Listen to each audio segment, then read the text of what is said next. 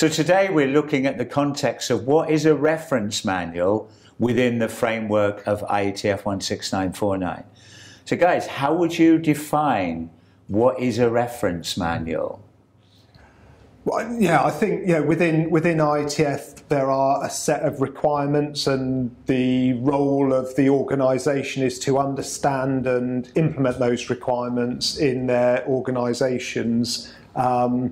And the IATF makes reference to a number of manuals that can be used to support the implementation of some of those requirements, or to specify, in some cases, the types of manuals the customers would want the organisation to use. Right, and that leads me to a question then, because we see in IATF that we have Annex B, and there's a whole long list of reference manuals there. Devin, how does an organisation know which ones of these that they have to refer to? Well, the customer-specific requirements will enforce which reference manuals within Annex B should be used.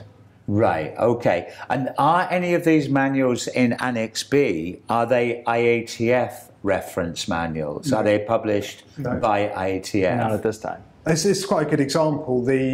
So the IATF standard talks about a product approval process, for example. That's just one of the requirements. PPAP is one method that some organisations will use. The standard doesn't talk specifically about PPAP or VDA2, which is the German version. But in the reference manual at the back, you'll see both PPAP and VDA2 that can both support organisations in meeting that product approval requirement in the standard. Right. So if I understand you correctly so far then, no IATF reference manuals, but the organisation has to be aware of customer-specific requirements related to reference manuals. But I guess, is there anything to stop an organisation using any of these as part of continual improvement? Absolutely not. If they see that this reference could help them. And that's the whole point of that, really, is to help organisations understand what's out there in terms of whether it's non-conformity and corrective action, measurement system analysis. Yeah. And especially if you get into a situation where you have multiple customers requiring different manuals. Yeah, and I am aware that there's a new FMEA handbook being published by AIG and VDA. Will that appear at some stage within Annex B? Yeah. And can any auditor mandate that an organisation complies with that new handbook?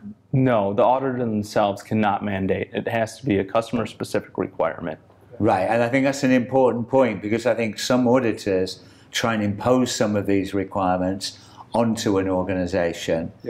So I think in summary we're saying then, there are no, at the moment, defined IATF reference manuals. An organisation always has to refer to customer-specific requirements. But in Annex B, we have a really good list of global best practice that an organisation can refer to help them in their continual improvement process. So thank you for your input.